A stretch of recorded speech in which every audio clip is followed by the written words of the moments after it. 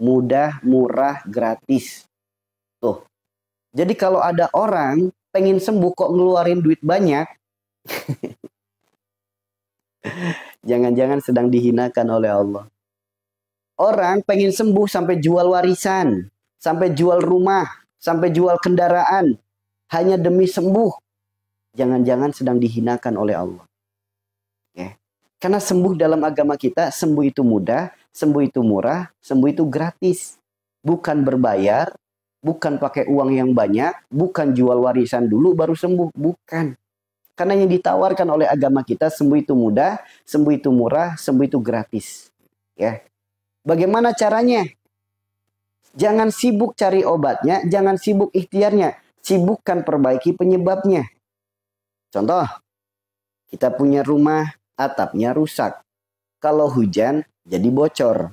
Punya atap yang bocor, kalau hanya sibuk cari ember, cari baskom, mau sampai kapanpun bocornya tidak akan sembuh. Ya, kalau kita punya atap yang bocor, hanya sibuk ikhtiar, cari ember, ikhtiar cari baskom, mau sampai kapanpun bocornya tidak akan sembuh, teman-teman. Begitupun kalau kita punya penyakit, hanya sibuk berobat, sibuk beli obat, sibuk beli herbal, sibuk ikhtiar, sibuk terapi, tapi penyebabnya belum diperbaiki, mau sampai kapanpun tidak akan mendapatkan sembuh, teman-teman. Mau sampai kapanpun. Kalau kita pengen sembuh penyakitnya, maka perbaiki penyebabnya. Kalau atap bocornya pengen sembuh, perbaiki atapnya. Ya, begitupun penyakit kita. Kalau kita penyakitnya pengen sembuh, maka perbaiki penyebabnya. Apa penyebabnya? Rasulullah bersabda, tidaklah Allah titipkan penyakit, melainkan Allah gugurkan dosa. Adanya sakit, buah daripada dosa kita, teman-teman. Gerbang daripada dosa, sifat perilaku perbuatan. Dah, kalau kita pengen sembuh penyakit kita, perbaiki sifat kita, perbaiki perilaku kita, perbaiki perbuatan kita. Sok, itu yang akan membuka jalan sembuh kita. Itu yang akan membuka jalan sembuh kita.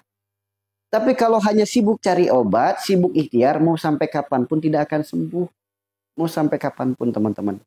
Karena Allah titipkan kepada kita penyakit, Allah bukan sedang nyuruh kita sibuk cari obat. Allah juga bukan sedang nyuruh kita sibuk ikhtiar. Allah juga bukan sedang nyuruh kita untuk kuis. Penyakit ini obatnya apa? Sehingga apa? Setiap kali ada orang sakit yang ditanya apa obatnya, apa obatnya. Kita bukan lagi berlomba mencari obat, bukan. Dengan adanya sakit, Allah berfirman. Silakan teman-teman buka dalam Al-Quran surat At-Tahrim ayat 8. Apa firman Allah? Ya ayyuhalladzina amanu tubu ilallahi taubatan nasuha. Justru Allah perintahkan diri kita untuk tobat. Bukan cari obat. Bukan ikhtiar. Kenapa? Karena Allah juga berfirman dalam Al-Quran surat Asy-Syu'ara ayat 80. Apa firman Allah? Wa idza maritu fahuwa yasfin. Sembuh itu milik Allah. Pertolongan milik Allah. Obat milik Allah. Allah maha segala-galanya. Allah di mana? Allah berfirman, aku dekat, sedekat urat nadimu, sedekat urat lehermu. Ada Allah yang maha dekat, maha menyembuhkan, maha menolong, maha segala-galanya. Kenapa nggak didekatin dulu? Justru malah sibuk cari obat di luar, sibuk ikhtiar keluar. Namun ada Allah yang maha dekat tapi tidak didekati dulu.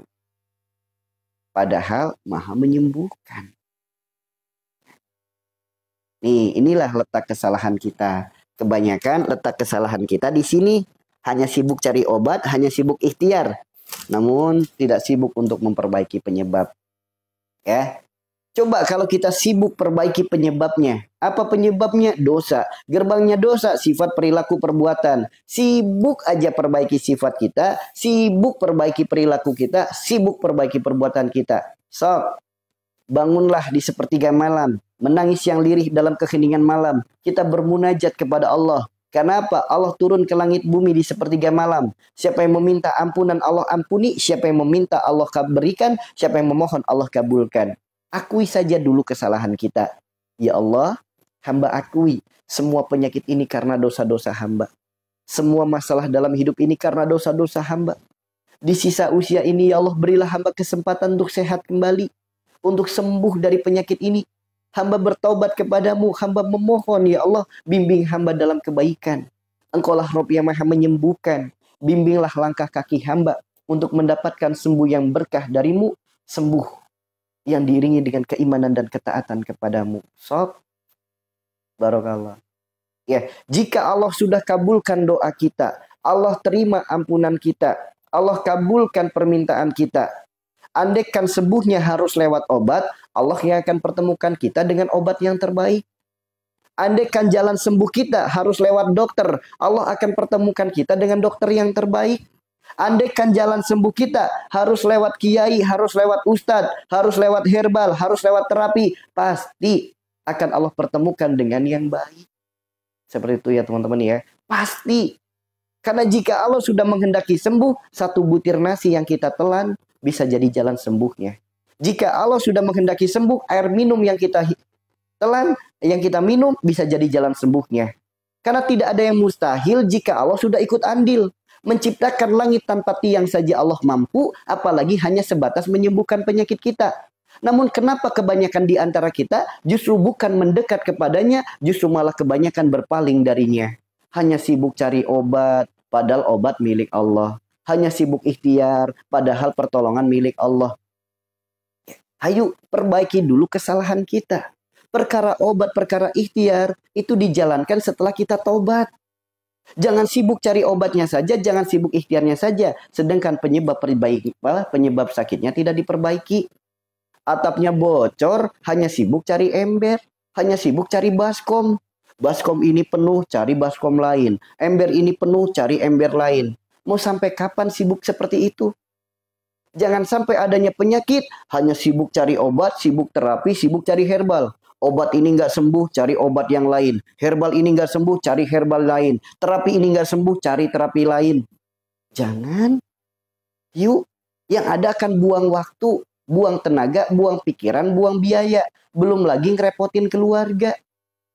Iya kalau punya uang, kalau nggak punya uang, minjem ke sana kemari, harus hutang dulu, mengharapkan pemberian orang. Ayo teman-teman, dirubah. Allah titipkan kita penyakit, Allah bukan sedang nyuruh kita cari obat. Karena obat milik Allah.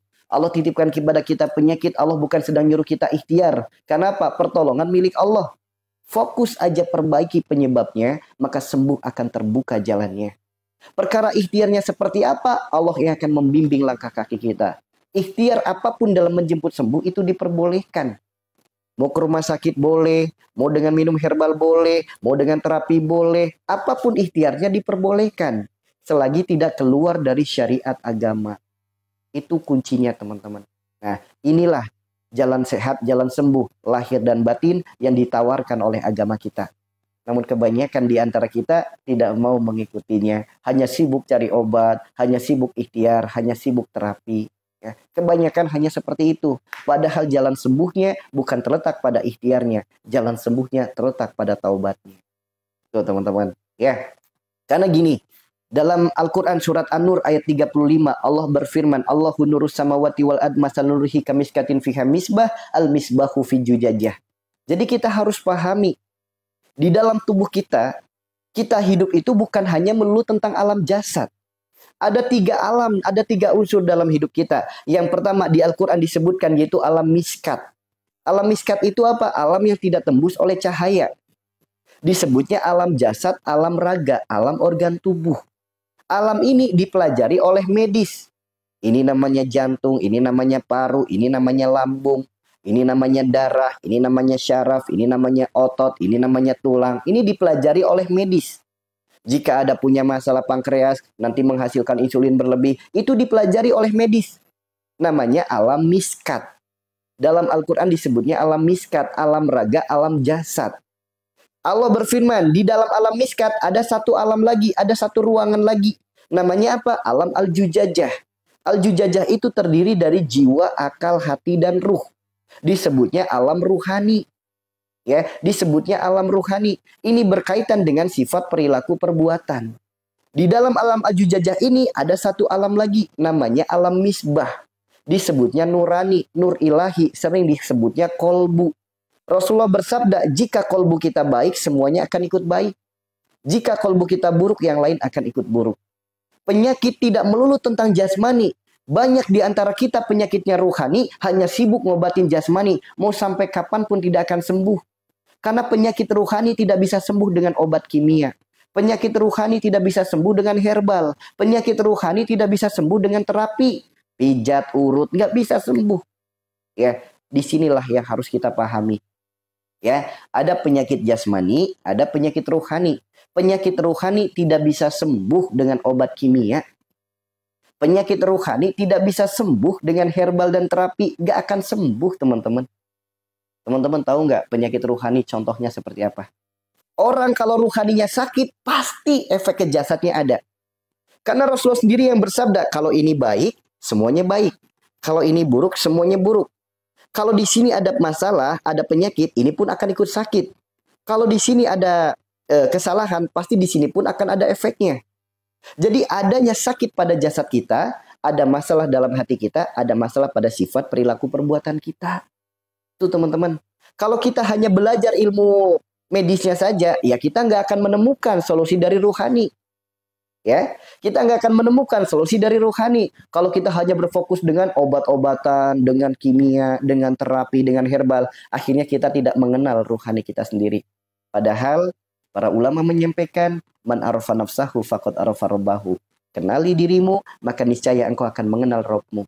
Allah berfirman dalam Az-Zariyat ayat 20 ayat 21. Di dalam bumi ada kebesaran Allah, di dalam tubuh manusia ada kebesaran Allah. Kenapa hanya memikirkan jasadnya saja? Ya. Seperti itu ya. Sambil contoh nih, sambil contoh. Contoh penyakit ruhani, contoh aja. Penyakit ruhani yang berdampak buruk pada jasmani. Yang sakit ruhaninya, tapi efek buruknya bisa mempengaruhi jasmani. Contoh, orang yang terkena penyakit darah tinggi. Orang yang terkena penyakit darah tinggi. Segala penyakit yang berkaitan dengan darah, penyakit yang berkaitan dengan sifat orangnya.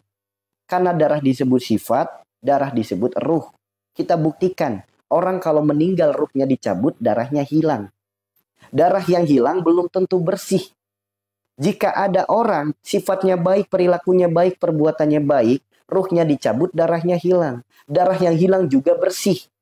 Sehingga apa? Ketika dimakamkan jasadnya masih utuh, bahkan wangi. Inilah jasad orang yang sifat perilaku perbuatannya baik. Sebagaimana para nabi, para kekasih Allah, para orang-orang soleh. Namun kalau ada orang sifatnya buruk, perilakunya kadang buruk, perbuatannya kadang buruk, ruhnya dicabut, darahnya hilang. Yang hilang belum tentu bersih. Karena Allah berfirman, ya ayyuhal nafsul mutmainnah, hanya yang tenang saja, hanya yang bersih saja yang dipanggil oleh Allah. Yang kotor dibiarkan mengendap di dalam organ tubuh kita. Dari darah kotor inilah, begitu kita dimakamkan, menjadi bibit-bibit belatung yang akan menggerogoti jasad kita. Ini bukti darah disebut sifat, darah disebut ruh. Maka orang yang terkena penyakit darah, darah tinggi, darah rendah, gula darah, kolesterol, asam urat, rematik, kanker darah, autoimun. Ini penyakit yang disebabkan karena sifatnya sendiri. Contoh, penyakit darah tinggi. Ketidakmampuannya dalam menata hati, apa yang dilihat jadi amarah dan emosi. Apa yang dirasakan jadi marah dan emosi. Apa yang didengar jadi marah dan emosi. Ada nggak orang darah tinggi yang nggak suka marah-marah? Ya ada teman-teman. Orang darah tinggi hobinya marah-marah. Lihat dikit nggak pas marah. Dengar dikit nggak pas marah. Merasakan sesuatu yang nggak pas marah. Orang marah itu karena apa? Ketidakmampuannya dalam menata hati. Hati disebut kolbu. Wujudnya adalah jantung. Orang kalau lagi marah, sok, detak jantungnya pasti kencang. Orang kalau lagi marah, detak jantungnya pasti kencang. Jantung fungsinya memompa darah. Semakin kencang detaknya, semakin tinggi tekanannya. Maka terjadilah tekanan darah tinggi. Tuh teman-teman. Dari mana suka marah-marah? Itu kalau penjelasannya dari sisi ruhani. Kalau penjelasannya dari sisi medis, boleh jadi peredaran darah oksigennya tidak lancar. Ketika jantungnya memompa darah, peredaran darah oksigen gak lancar, akhirnya jadi tekanan yang tinggi. Ya? Tuh. Jadi kita melihat penyakit bukan dari satu sisi saja. Bukan dari sisi jasmani saja. Ada sisi rohani juga cuy. Yang harus kita pahami, yang harus kita pelajari. So, gak ada satupun orang yang terkena penyakit darah tinggi yang orangnya gak suka marah-marah. Gak ada. Orangnya bawaannya marah. emosi, apapun masalahnya cepat sekali terpancing amarahnya. Cucu main dikit, nakal dikit, marah, emosi. Selagi masih marah-marah, nggak akan sembuh kalau hanya dengan obat kimia. Tidak akan sembuh kalau hanya dengan herbal. Orang marah nggak bisa diobatin dengan kimia.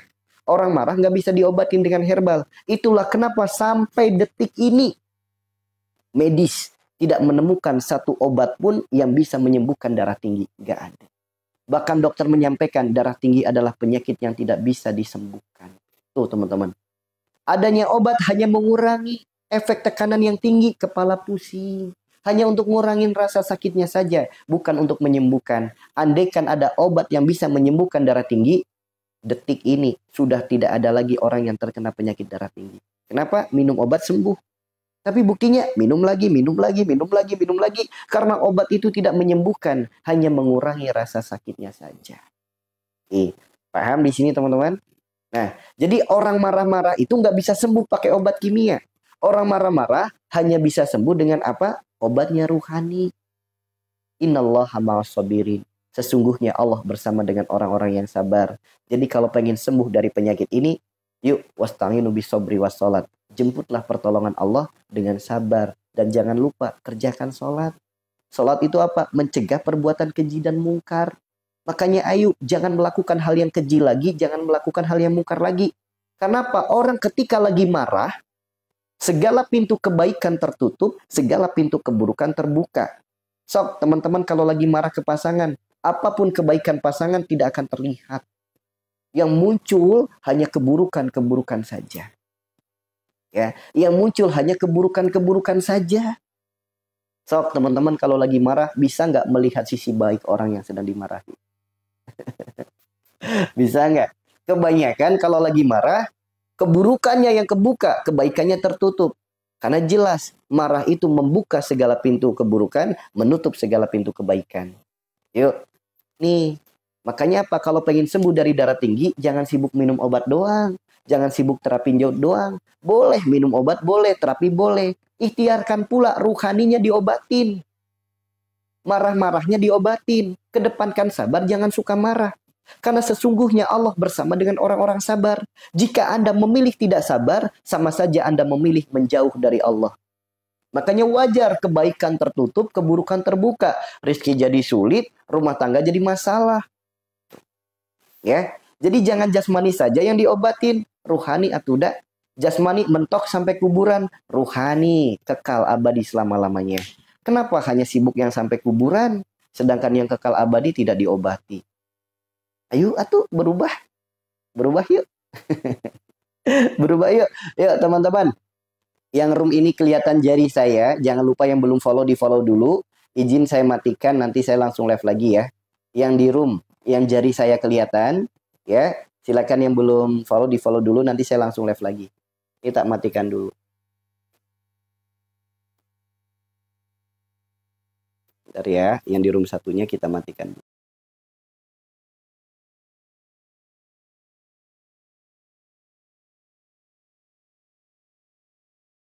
Mudah teman-teman. Karena ketika kita membahas sesuai dengan Al-Quran dan Sunnah, tapi terkadang sering disalahkan. Makanya sering kena pelanggaran. Ya, seperti itu ya teman-teman ya. Itu kalau pengen sembuh dari darah tinggi. Kalau pengen minum obat terus ya silahkan. Kalau minum herbal terus ya silahkan. Sok, sampai mati. Kenapa nggak akan menyembuhkan? Kalau pengen sembuh, perbaiki juga penyebabnya. Seperti itu ya. Perbaiki juga penyebabnya. Itu yang darah tinggi. Yang kedua, dari mana datanya penyakit darah rendah? Ada di sini yang terkena penyakit darah rendah? Ada nggak teman-teman di sini yang terkena penyakit darah rendah? Ada nggak? Kebanyakan perempuan. Kenapa banyak perempuan terkena penyakit darah rendah? Karena perempuan berpikir dengan rasanya, laki-laki berpikir dengan logikanya. Sehingga banyak perempuan yang terkena penyakit darah rendah. Ya, banyak perempuan yang terkena penyakit darah rendah. Banyak sekali teman-teman. Banyak sekali. Dari mana sisi rohani adanya penyakit darah rendah? Sisi rohani adanya penyakit darah rendah itu dari mana? Satu, darah rendah adalah orang yang memiliki sifat hati yang lemah. Dari hati yang lemah akan berujung dengan mental yang lemah. Ya, sehingga apa? Orang yang penyakit darah rendah kebanyakan orang yang sulit bahagia. Kenapa sulit bahagia? Karena ia menempatkan kebahagiaan pada mulut orang lain. Ia menempatkan kebahagiaannya pada sifat perilaku perbuatan orang lain.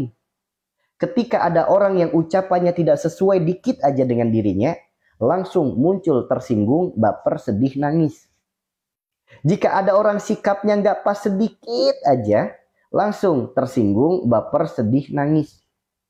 Ya, sok teman-teman yang terkena penyakit darah rendah, baperan nggak?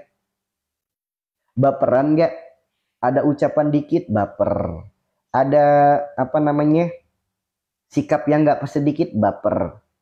Selagi baperan, selamat menikmati darah rendahnya. Ya, selagi baperan, selamat menikmati darah rendahnya. Kalau pengen sembuh dari penyakit darah rendah, mulai saat ini jangan baperan lagi. Jangan gampang tersinggung, jangan suka ngebatin, jangan gampang nangis. Orang mau ngomong apapun, bodoh amat. Urusan mulut dia dengan Allah. Ya, urusan mulut dia dengan Allah. Makanya jangan dibaperin. Ya, mau sikap suami, mau sikap mertua kayak gimana, urusan mereka dengan Allah. Jangan dibaperin. Karena semakin sering baper, sok darah rendah. Darah rendah, teman-teman. Ya, darah rendah. Emang orang baperan bisa sembuh dengan obat kimia? Emang orang baperan bisa sembuh dengan herbal? Emang orang punya sifat baper bisa sembuh dengan diterapi? Gak bisa, teman-teman. Gak bisa. Allah tidak akan merubah suatu kaum sebelum ia merubah dirinya sendiri. Kalau selagi Anda gak mau berubah, ya, selagi Anda gak mau berubah, mau sampai kapanpun penyakitnya gak sembuh. Mau minum obat satu apotek sekalipun, mau transfusi darah, mau ditambah darahnya sebanyak apapun, tidak akan sembuh penyakitnya. Tetap aja darah rendah selagi masih baperan.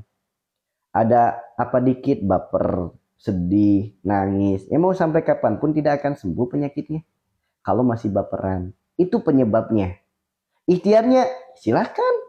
Dokter udah ngasih tahu ikhtiarnya darah rendah apa. Terapis udah ngasih tahu ikhtiarnya darah rendah apa. Jadi kita bukan sibuk ikhtiarnya sama obatnya aja. Dokter dan terapis sudah paham obat dan terapinya. Yuk, perbaiki penyebabnya. Jika penyebabnya gara-gara baperan, maka mulai saat ini jangan baperan lagi. Ya, jika penyebabnya baperan, makanya mulai saat ini jangan baperan lagi. Jika penyebabnya gara-gara gampang tersinggung, maka mulai saat ini jangan gampang tersinggung lagi. Ya, ikhtiarkan minum obat, ikhtiarkan herbal, ikhtiarkan terapi, silakan. Silakan. Seperti itu ya teman-teman ya. Paham di sini? Paham di sini? Ini kalau kita melihat penyakit dari kacamata ruhani. Oke? Kalau melihat penyakit dari kaca jasmani, dokter lebih paham, terapis lebih paham, orang-orang herbal lebih paham. Namun kalau kita melihat penyakit dari sisi mata rohani, ikuti ulama-ulama kita. Paham di sini teman-teman? Ya, paham ya? Berarti nggak boleh marah-marah, bukan nggak boleh lagi. Kan jelas disebutkan, marah itu menutup segala kebaikan, membuka segala keburukan. So, kalau mau milih ditutup kebaikannya, dibuka keburukannya, silakan marah-marah. Seperti itu ya. Paham teman-teman?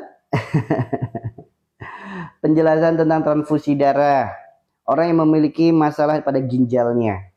Ya, kalau secara medis mungkin karena ginjalnya rusak, ini itu dan lain sebagainya. Kalau secara medis, lihat dari sisi rohani, dari mana adanya penyakit itu? Satu, fungsi ginjal itu apa? Menyaring. So, Anda termasuk orang yang suka menyaring omongan orang lain nggak? Dalam arti apa? Nggak peduli baik, nggak peduli buruk. Kemudian merasa diri paling benar. Dapat nasihat dari orang lain, dibantah. Kenapa? Merasa diri paling benar, merasa diri paling tahu. Dapat saran dari orang lain, dibantah. So, orang yang punya sifat seperti itu berpotensi besar rusak ginjalnya. Lantas bagaimana orang yang sudah cuci darah bisa sembuh nggak? Jika Rasulullah bersabda semua penyakit bisa disembuhkan. Jika Rasulullah berfirman wa idza maritu fahuwa yaswin, sembuh itu milik Allah. Tidak ada yang mustahil jika Allah sudah ikut andil. Namun Jika tentara Allahnya sudah diambil, perbanyak saja amal soleh, perbanyak saja berbuat baik, perbanyak saja ibadah. Karena apa? Tentara Allah itu tidak bisa digantikan. Ginjal itu tentara Allah. Jika sudah diambil, nggak ada yang bisa menggantikan. Ya, paham di sini teman-teman? Ya, silakan. Silakan teman-teman. Ya, itu sarannya seperti itu. Jadi penyakit apapun ada solusinya dalam agama kita. Penyakit apapun ada petunjuknya dalam agama kita. Ada semuanya. Karena gini teman-teman. Pengen tahu nggak? Ya, pengen tahu nggak cara untuk mengetahui penyebab penyakit dalam diri kita? Pengen tahu nggak teman-teman? Ya. Pengen tahu nggak? Pengen tahu nggak? Sakitku gara-gara sifat mana sih? Gara-gara dosa yang mana, gara-gara perilaku yang mana, gara-gara perbuatan yang mana, pengen tahu nggak teman-teman? Pengen tahu? Ya,